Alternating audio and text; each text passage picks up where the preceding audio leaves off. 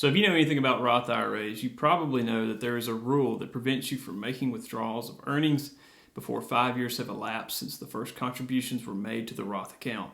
Well, there's also a 5-year rule for Roth 401ks, and if you remove earnings from the account before that 5 years have elapsed from the time you made your first contribution to you begin making withdrawal of earnings, you'll owe a 10% penalty in addition to any income tax that's owed on the earnings since it's not a qualified distribution. Since you probably don't want to pay a 10% penalty or income taxes on a Roth withdrawal, in this video we'll talk about the details of the 5-year rule both for Roth IRAs and Roth 401ks and how you can avoid the IRS taking more of your withdrawal than you'd like.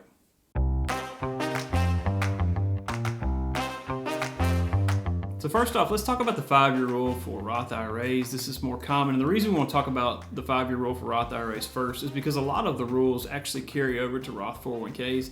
It's easier to kind of set the baseline where there are more rules and regulations on the IRA side, and then talk about how they're different when we get to the 401k side. The first thing you need to know is that the effective date for the 5-year rule begins on January 1st of the tax year for which you're making a Roth IRA contribution. So as I'm filming this, it's February 2024. If I made a contribution now for the 2024 tax year to a Roth IRA, the effective starting clock for that would have been January 1st, 2024. However, until tax day, which I think is around April 15th this year, I can make a contribution for my 2023 Roth IRA if I want to. And if I did that, even in February of 2024, the effective starting date for that contribution would count all the way back to January 1st, 2023. Now, using that little timing wrinkle, you could potentially have a 5-year rule that actually only lasts about 3 years and 9 months if you wanted. Now, that 5-year clock counts for all Roth IRAs you'll ever have. So if you have a Roth IRA at one institution and then open one later at another one, the very first Roth IRA you contributed to is where your 5-year clock starts. It satisfies all 5-year clocks from then on for all the new new Roth IRAs that you open. However, if you make Roth conversions, each conversion gets its own 5-year clock. So a Roth conversion is when you take traditional IRA funds,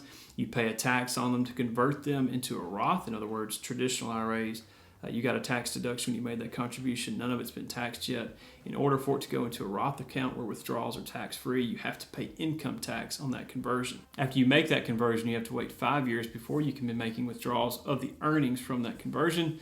Unless you reach age 59 and a half, then you can make conversions after that point and withdraw them at any time because you've reached the age where a distribution becomes qualified. Now, with that said, Roth conversions aren't really pertinent to this video unless you take a traditional 401k, roll it over to a traditional IRA, and then convert that to a Roth IRA. Then the 401k tie is made. But let's talk about Roth 401ks now so you can understand the differences between it and the Roth IRA. For the most part, the 5-year rule for Roth 401ks is the same as it is for Roth IRAs, but there are a few differences. To begin with, I mentioned a minute ago that when you have multiple Roth IRA accounts, it's the first Roth IRA contribution that actually starts your 5-year clock. So if you opened one when you were like 25 years old and never contributed again until you were 45, your 5-year clock kind of elapsed when you turned 30. That 5 years was gone, and it covers all Roth IRAs from that point on for the rest of your life. Well, Roth 401ks are different. Each Roth 401k account gets its own 5-year clock. So if you had a Roth 401k at a previous employer, that 401k plan basically gets its 5-year clock. But when you go to a new employer, you get a new clock for that plan. Also, similar to Roth IRAs, Roth 401ks must be open for at least 5 years before you can begin making withdrawals, even after you turn age 59 and a half. And finally, the 5-year clock for Roth 401k starts on January 1st of the year you make a contribution. Roth 401ks don't allow you to make a contribution into the next calendar year for the previous tax year, so you couldn't wait until tax day in 2025 to make a contribution for 2024. Roth 401ks only go from January 1st to December 31st, and any contributions you make in that period count for that year. It is back counted to January 1st of that year. That's when your clock starts, but it doesn't wrap around any like you can with a Roth IRA. Now, clearly there is less flexibility with a Roth 401k, but there are a couple of workarounds. First off, if you have an older Roth 401k and you roll it into a newer one, the combined accounts actually inherit the clock of the older Roth 401k. So that's the way, say you start a new job and you're only going to work a few years before you retire, but you really want to begin making withdrawals as soon as you retire and you don't want to wait 5. By combining the old Roth 401k with the new one, the clock starts way back whenever that old Roth 401k began. This is also a clever way to get access to your 401k once you reach age 55 using the rule of 55. Basically, if you have an old 401k that has a good bit of money in it, you've never rolled it into your current 401k plan, but you're going to retire at age 55 or later and you want access to that account, you can combine the 401k plans together and you'll inherit the starting date for the 5-year rule from the older plan.